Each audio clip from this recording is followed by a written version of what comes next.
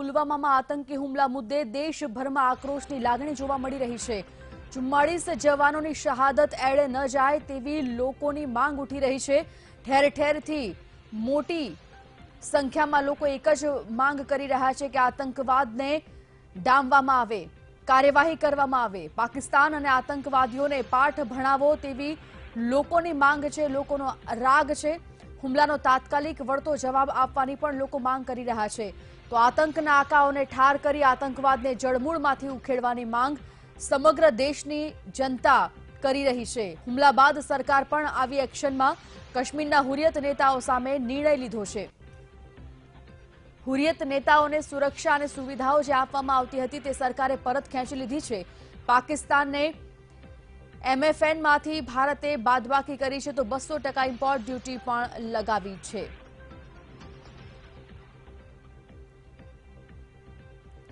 દેશભરમાં લોકો આક્રોશ વ્યક્ત કરી રહ્યા છે, આતંકવાદીઓને પાઠ ભણાવવાની માંગ કરી રહ્યા છે અને સાથે જ લોકોની માંગ છે કે જે નફ્ફટ પાકિસ્તાન પોતાની અવરચંડાઈથી બાજ નથી આવતું તે પાકિસ્તાનને હવે તેની જ ભાષામાં સમજાવવાનો સમય પાકી ગયો છે। બસ હવે બહુ થયું, સરકારે તાત્કાલિક ધોરણે કોઈ એક્શન લેવી જ પડશે। આતંકવાદને જડમૂળથી ઉખાડવાની લોકોની માંગ અને સરકાર પણ જાણે કે આ હુમલા બાદ એક્શનમાં આવી ગઈ હોય। અલગાવવાદી નેતાઓ સામે નિર્ણય લીધા છે, જેમાં અલગાવવાદી નેતાઓને અપાતી સુરક્ષા સવલતો પરત ખેંચી લીધી છે।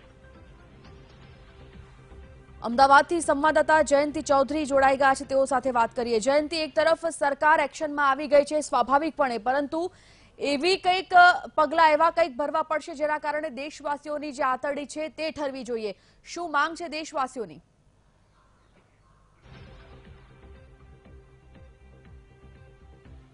જે ચોક્કસથી મહત્વના દેશે 3 નિર્ણયો લીધા છે। 3ની અંદર જે મોસ્ટ ફેવર્ડ નેશનની અંદરથી પાકિસ્તાનનું નામ કમી કરવામાં આવ્યું છે। 200% જેટલી પાકિસ્તાનની આયાત પર ડ્યુટી લગાવવામાં આવી છે, એટલે કે પાકિસ્તાન પરથી આપણે ગયા વર્ષે 3500 કરોડથી પણ વધારાની વસ્તુઓ ખરીદી હતી, જેમાં મુખ્યત્વે ચામડું અને ફ્રૂટ ખરીદ્યા હતા પાકિસ્તાન જોડેથી, એના ઉપર પણ ડ્યુટી લગાવવામાં આવી છે। એટલે પાકિસ્તાનને સીધી રીતે 3500 થી 4000 કરોડની દર વર્ષે નુકસાન થવાનું છે। સાથે સાથે જે આપણા હુરિયત નેતાઓ છે કે જે રહે છે કાશ્મીરમાં, રહે છે હિન્દુસ્તાનમાં, પણ નામ લે છે પાકિસ્તાનનું, એને અત્યાર સુધી તો સરકાર સિક્યુરિટી અને સલામતીને સેફટી આપતી હતી, પણ એ પણ મહત્વનો નિર્ણય લીધો છે અને એમની તમામ પ્રકારની સિક્યુરિટી પાછી ખેંચી લેવામાં આવી છે। એટલે ભારત સરકારના આ 3 નિર્ણયો તો યોગ્ય છે, પણ હજુ બી કેટલાક નિર્ણયો લેવાના બાકી છે। આપણે સીધા જ કેટલાક વિદ્યાર્થીઓ સાથે વાત કરીશું, કેટલાક અમદાવાદીઓ સાથે વાત કરીશું, એમને પૂછીશું ભારત સરકાર દ્વારા મહત્વના 3 નિર્ણયો લેવા છે, હજુ એવા કેવા નિર્ણયો લેવા જોઈએ કે જેને લઈને પાકિસ્તાનની અવરચંડાઈ બંધ થાય અને ચોક્કસ તડબાતોડ પાકિસ્તાનને જવાબ મળી શકે। પહેલું તો હું એમ કહીશ કે સિંધ નદીનું જે પાણી પાકિસ્તાનને આપણા તરફથી મળી રહ્યું છે એ બંધ થવું જોઈએ। અને બીજી એ વાત કે બોલિવૂડમાં જે ઘણા કલાકારો કામ કરી રહ્યા છે એમને પણ પાકિસ્તાન કાઢી મૂકવા જોઈએ। ચોક્કસથી જે ભારતમાં કામ કરી રહ્યા છે કલાકારોને કે હોસ્પિટલમાં કામ કરી રહ્યા છે પાકિસ્તાનના નાગરિકોને કાઢી મારવા જોઈએ। હજુ શું ઈચ્છો છો ભારત સરકાર દ્વારા? કારણ કે તમામ પક્ષો છે એ પણ આજે ભારત સરકાર સાથે છે, તો ભારતે હજુ કેવા એક્શન લેવાની જરૂર છે?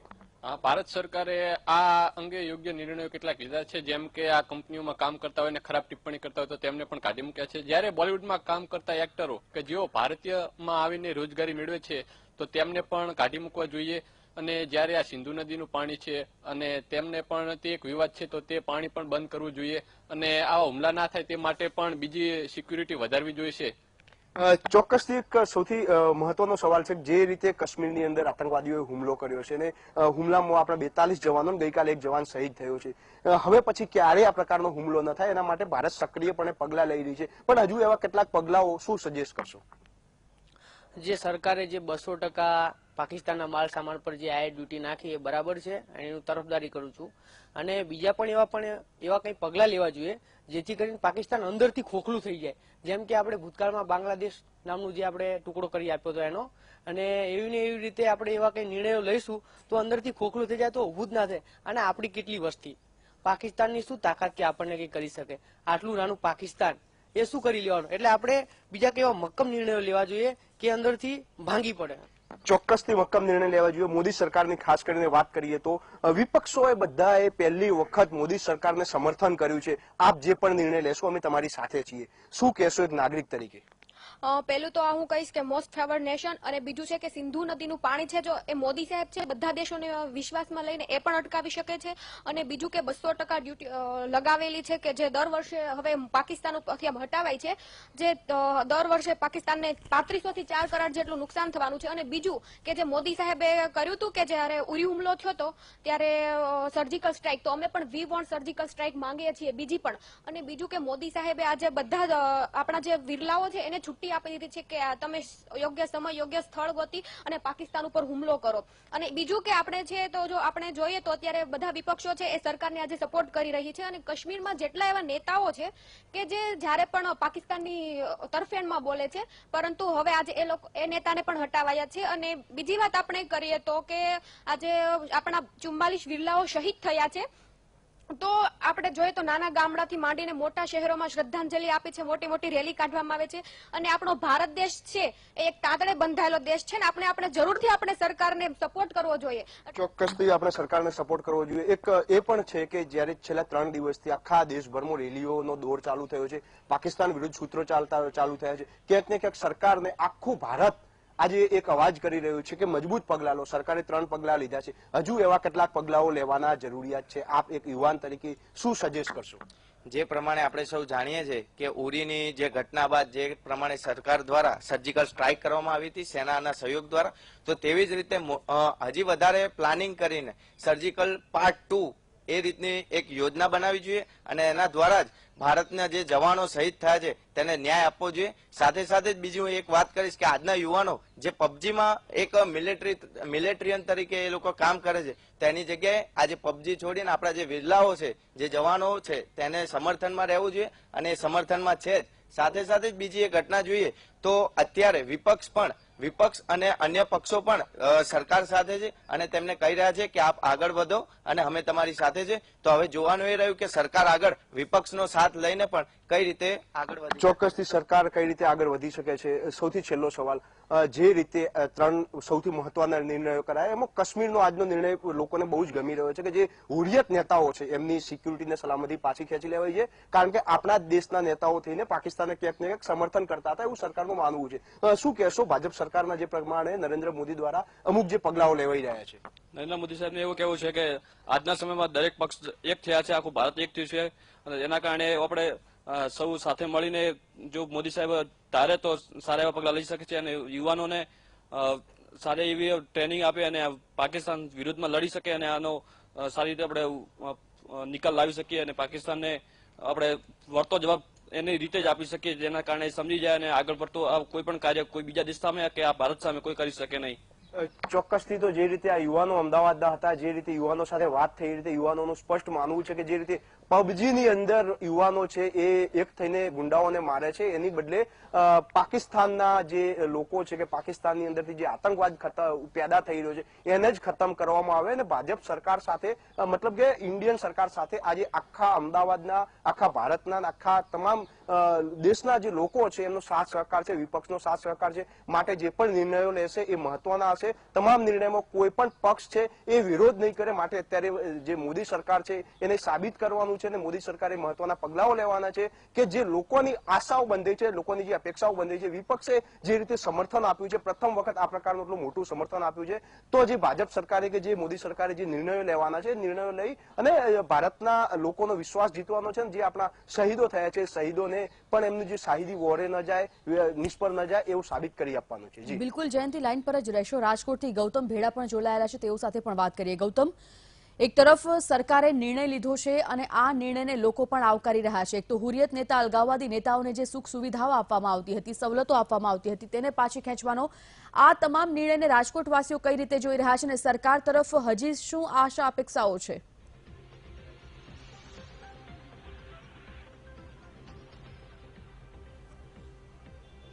જી ચોક્કસ, અત્યાર સુધીમાં કેન્દ્ર સરકાર દ્વારા જે 3 મહત્વપૂર્ણ નિર્ણય લેવામાં આવ્યા છે, જેમાં મોસ્ટ ફેવરેબલ જે ફેવરેટ નેશનનો જે દરજ્જો છે તે પાછો લેવામાં આવ્યો છે. સાથોસાથ હુરિયત નેતાઓની જે સિક્યુરિટી છે તે પાછી લેવામાં આવી છે અને ત્યારબાદ 200% આયાત ઉપર ડ્યુટીનો વધારો કરવામાં આવ્યો છે. આ ઉપરાંત હજુ પણ અપેક્ષાઓ છે બીજી વખત આ પ્રકારની ઘટના દેશમાં ન બને અને જે રીતના કહી શકાય એક સબક શીખવાડી શકાય તેના માટે શું હજુ જરૂરિયાત છે, તે માટે રાજકોટના લોકો શું કહી રહ્યા છે, આપ શું માનો છો? હજુ પણ શું કેન્દ્ર સરકારે પગલાં લેવાની જરૂર છે? ખાસ કરીને જોઈએ તો 2 દિવસ પહેલા પુલવામા જે આતંકી હુમલો થયો એ 30 વર્ષનો સૌથી મોટો હુમલો હતો, જેમાં 44 દેશના જવાનોમાં ભારતીયની રક્ષા કરતા દેશને શહાદત વરી છે. તો એક બહુ આખો દેશ આંસુ સારી રહ્યો છે, આખો દેશ રડી રહ્યો છે. આખા દેશના સમગ્ર જનતાની એક જ માંગ છે કે બસ હવે તો યુદ્ધ જ કલ્યાણ. પરંતુ ક્યાંક ને ક્યાંક સરકાર આ અંગે વિચારી રહી છે. ખાસ કરીને જોઈએ તો જે POK વિસ્તાર કહેવાય છે કાશ્મીરનો, એ કાશ્મીરનો એવો વિસ્તાર છે કે જ્યાં આતંકવાદીઓ પેદા કરવામાં આવે છે. તો સૌ પ્રથમ મારું માનવું એવું છે કે આ POK વિસ્તાર છે આતંકવાદને ડામવા માટેનો પહેલા એની ઉપર એટેક કરવામાં આવે, એ કોઈ આખો કાશ્મીરનો કબજો આપણી પાસે લઈ લેવામાં આવે કે જેથી કરીને એનો આતંકવાદની કેળ ભાંગી નાખવામાં આવે અને જડવાતો જવાબ એને આ POKનો કબજો લીધા પછી જડવાતો જવાબ મળશે. આયાત ડ્યુટી જે ઘટાડવાની વાત છે 200%, એ તો એકબીજા દેશ ઉપરની એક રૂટીન પ્રક્રિયા હોય છે, એમાંથી એને પાકિસ્તાનને કાંઈ ફેર પડવાનો નથી. અને જે હુરિયત નેતાઓ માટેની જેને બંદોબસ્ત એને આપ્યો હતો સ્પેશિયલ, એ પાછો લઈ લીધો. એ તો એક કેન્દ્રની ભૂલ જ હતી કે જે લોકો તમારી સામે કાયમ તમારે પીઠમાં ખંજર ભોકી રહ્યા છે એવા લોકોને તમારે સપોર્ટ કરવાની ક્યાં જરૂર હતી કે એને બંદોબસ્ત આપવાની ક્યાં જરૂર હતી. તો આ એક આયાત ડ્યુટી છે તો રૂટીન પ્રક્રિયા છે. પણ એક ને એવી વાત આવે કે POK ઉપરનો કબજો લઈને પાકિસ્તાનને હસ્તકનો જે કાશ્મીર છે એ કાશ્મીર લઈ લેવામાં આવે તો પાકિસ્તાનને ખબર પડે અને એને ખ્યાલ આવે કે હવે આ ભારત સામે ઊંચી આંખ ન કરી શકાય. ચોક્કસ આ પ્રકારના જે પગલા છે તે લેવાની જરૂર છે. આપ શું માનો છો, જે રીતના ઘટના બની છે, શોક પણ છે, દુઃખ પણ છે, આક્રોશ પણ છે, પણ શું માનો છો આ સમગ્ર ઘટનાને લઈને હવે સરકારે શું પગલા લેવાની જરૂર છે? આમ તો કહી શકાય સાહેબ કે સરકાર માટે ઘણા પગલાઓ છે, ઘણા મુદ્દાઓ છે. સરકાર ધારે તો પાકિસ્તાનને જડબાતોડ જવાબ પણ આપી શકે સાહેબ. તો સરકારે ખરેખર આ જે 44-42ની જે સંખ્યા બતાવે છે, જે લોકોએ પોતાના પરિવારને છોડી અને પ્રાણ તજી દીધા છે, તો આવી અનેક ઘટનાઓ અત્યાર સુધીમાં બની છે. તો ગવર્મેન્ટે સરકારને એક અપીલ છે કે એક દેશના નાગરિક તરીકે કે એવા પગલાં લેવા જોઈએ જેથી કરીને આવનારા સમયમાં આવી કોઈ ઘટના ન બને, આવા કોઈ બનાવ ન બને. એ માટે અને દેશ માટે થઈને આજે શ્રદ્ધાંજલિ રૂપે આજે જે શહીદ થઈ ગયા છે વીરો, એના માટે અમારા ઢસાના કવિ મારા ભાઈ શ્રી કાલુભાઈ ગઢવીએ શ્રદ્ધાંજલિ રૂપે એક કવિતા લખી છે કે શહીદોને લાખ લાખ સલામું. તો એક ચારણ તરીકે આજે મને એક દુઃખ થાય છે, વેદના થાય છે. તો મારી વેદના આજે હું કવિતા સાથે તમને રજૂ કરું છું. શહીદોને લાખ સલામું, માંડ્યું ડગ મોતની સામું. હે શહીદોને લાખ સલામું, માંડ્યું ડગ મોતની સામું. ભારતી માના બેટડા ભાવે રાખતા ધરની ભાડ. ભારતી માના બેટડા ભાવે રાખતા ધરની ભાડ. હે વીર બધાનાય વારણા લેતી, ભારતીમાં મમતાર શહીદોને લાખ સલામ. આ પ્રકારે તમામ જે લોકો છે તેમાં ક્યાંક ને ક્યાંક આક્રોશ છે. તો સાથોસાથ માની રહ્યા છે કે હજુ પણ આકરા પગલા ખાસ એક POKની અંદર એક્શન લેવાની જરૂર છે, તે ખાસ રાજકોટ વાસીઓ છે તે માની રહ્યા છે. જી બિલકુલ, એટલે તમામ લોકો કહી રહ્યા છે કે એક તરફ સરકારે જે પગલા લીધા છે તે પગલા તો સાચા છે, પરંતુ હજી કડકમાં કડક પગલા બિલકુલ લેવા જોઈએ. સુરતથી સંવાદદાતા શૈલેષ પણ જોડાયેલા છે, તેઓ સાથે પણ વાત કરીએ. શૈલેષ, એક તરફ અમદાવાદ વાસીઓ હોય કે પછી રાજકોટ વાસીઓ હોય સરકારના નિર્ણયને ચોક્કસપણે આવકારી રહ્યા છે. સુરત વાસીઓ આ તમામ નિર્ણયને કઈ રીતે જોઈ રહ્યા છે અને હજી સરકાર શું આગળ કરી શકે, કેવા નક્કર પગલા ભરી શકે, તેના માટે સુરતી લાલાઓ શું કહી રહ્યા છે? હલો હલો હલો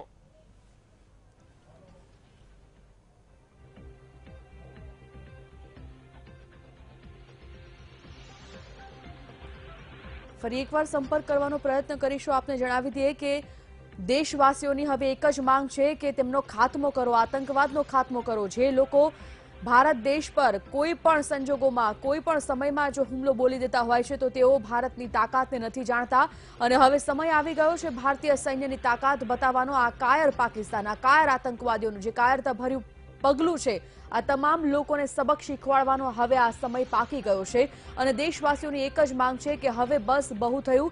હવે કોઈ પણ જવાન શહીદ ન થાય, કોઈ પણ જવાનનું લોહી ન વહાય અને એટલા માટે જ આ પાકિસ્તાનને, આ તમામ જે આતંકવાદીઓ છે, આતંકવાદને પોષતું પાકિસ્તાન છે, આ તમામને સબક શીખવાડવામાં આવે, નક્કર પગલાં ભરવામાં આવે. મહત્વપૂર્ણ નિર્ણયો લેવાની શરૂઆત હવે સરકારે કરી દીધી છે। તેવામાં હુરિયત નેતાઓ પાસેથી જે સવલતો સુરક્ષા હતી તે પણ પાછી ખેંચાઈ છે। ફરી એકવાર શૈલેષનો સંપર્ક થઈ ગયો છે। વાત કરીએ શૈલેષ, સુરતી લાલાઓ શું કહી રહ્યા છે આજે કેન્દ્ર સરકાર તરફથી નિર્ણય લેવામાં આવ્યો છે તેનો, અને અન્ય શું પગલાં સરકારે ભરવા જોઈએ? આશા અપેક્ષાઓ સુરતવાસીઓની શું છે?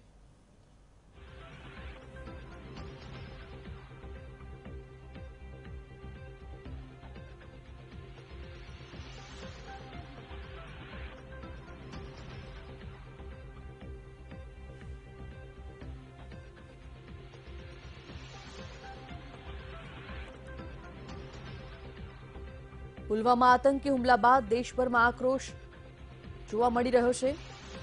44 જવાનોની શહાદત એડે ન જવી જોઈએ તેવી દેશવાસીઓની એક જ માંગ છે। હુમલાનો આક્રોશ સમગ્ર દેશમાં છે। સુરતમાં પણ એટલો જ આક્રોશ જોવા મળી રહ્યો છે। સુરતમાં પણ અત્યારે ખૂબ મોટી સંખ્યામાં લોકો અહીંયા જોડાયા છે અને સુરતમાં અત્યારે ખૂબ મોટી સંખ્યામાં વિરોધ પણ થઈ રહ્યો છે। આ પહેલી ઘટના નથી કે આ વિરોધ થયો હોય। અબાલ વૃદ્ધ સૌ કોઈ તેનો વિરોધ કરી રહ્યા છે। આ સમગ્ર આયોજન ચાલી રહ્યું છે તેની એક ચર્ચા કરીએ, વાત કરીએ અને સરકારે હવે શું કરવું જોઈએ તેની પણ ચર્ચા કરીશું।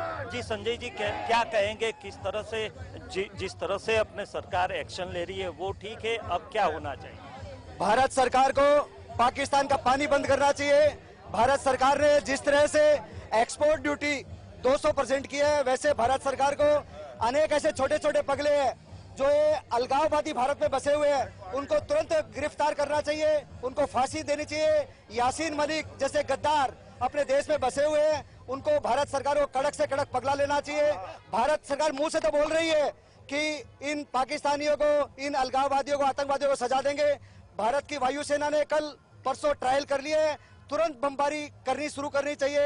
भारत की पूरी प्रजा, अगर माननीय प्रधानमंत्री भारत की प्रजा को बोलते हैं तो 1 करोड़ लोग विदेश में जाकर, पाकिस्तान में जाकर उनको सजा देने के लिए तैयार है। इसलिए हम भारत के प्रधानमंत्री का मनोबल बढ़ाने के लिए यहाँ इकट्ठा हुए हैं, भारत की सुरक्षा को मनोबल बढ़ाने के लिए यहाँ इकट्ठा हुए हैं। કેટલીક મહિલાઓ પણ છે, એમની સાથે પણ વાત કરીશું। જી क्या कहेंगे?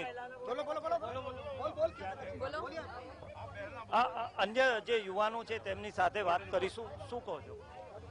भाई आज पूरा भारत अपने मन से एक हो रखा है, सबका दिल अंदर से रो रहा है। हम लोगों को, आतंकवादियों को नेस्तनाबूद करने के लिए यहाँ पर हर घर, हर मोहल्ले से रैली निकल रही है स्वतः प्रेरणा से। मोदी सरकार को आज 48 घंटे हो गए, अभी तक कोई एक्शन नहीं लिया गया है, जबकि जल्द से जल्द बड़ा एक्शन लेकर पाकिस्तान की ईंट से ईंट बजानी चाहिए। जय हिंद, जय भारत। अन्य युवाओं पर છે એમની સાથે વાત, क्या कहेंगे, किस तरह से एक्शन होने चाहिए? ये देश, ये भारत देश हर भारतीय का है। इस देश में रहना है तो इस देश का बन के रहना होगा। इस देश के अंदर जो गद्दार है, जो देश विरोधी बातें करते हैं, उन सबको फांसी पर लटकाना चाहिए। जो जितने भी अलगाववादी है सबको जेलों में भरना चाहिए और पाकिस्तान को तुरंत से तुरंत पाकिस्तान पर कार्रवाई करना चाहिए। હું ફરીથી દ્રશ્યો બતાવવા માંગીશ કે જે રીતે અહીંયા વિરોધ માટે લોકો એકઠા થયા છે। નાના બાળકોથી માંડીને સૌ કોઈ વિરોધ કરી રહ્યા છે। કેટલીક મહિલાઓ પણ જોડાઈ છે, તેમની સાથે વાત કરીશું। क्या कहेंगे? भारत माता की अब कोई दया नहीं, कोई सहानुभूति नहीं, कोई समझौता नहीं, बस खून का बदला खून होना चाहिए। नरेंद्र मोदी जी से यही चाहते हैं कि कोई समय नहीं, अब जल्दी से जल्दी फैसला कीजिए। ચોક્કસપણે જે રીતે સમગ્ર લોકોમાં રોષ જોવા મળી રહ્યો છે। લોકો કહી રહ્યા છે કે ખૂન કા બદલા ખૂન હોના ચાહીએ અને ખાસ કરીને જે પગલા અત્યારે ભરાઈ રહ્યા છે એનીથી પણ વધુ કડક પગલા ભરાય તેવી લોકોની માંગ છે। જી બિલકુલ શૈલેષ, ગૌતમ અને જયંતિ, આપ ત્રણેયનો આભાર આ સમગ્ર માહિતી માટે। દેશવાસીઓની એક જ માંગ છે, શું સૂર છે તે તો આપે સાંભળ્યો। લોકોનું કહેવું છે કે હવે ચોક્કસ પગલાં લેવાનો સમય આવી ગયો છે અને તાત્કાલિક ધોરણે જલ્દીમાં જલ્દી આ જે પાકિસ્તાન છે, આ જે આતંકવાદ છે તેને સબક શીખવાડવામાં આવે અને આતંકવાદનો તો ખાત્મો કરવામાં આવે।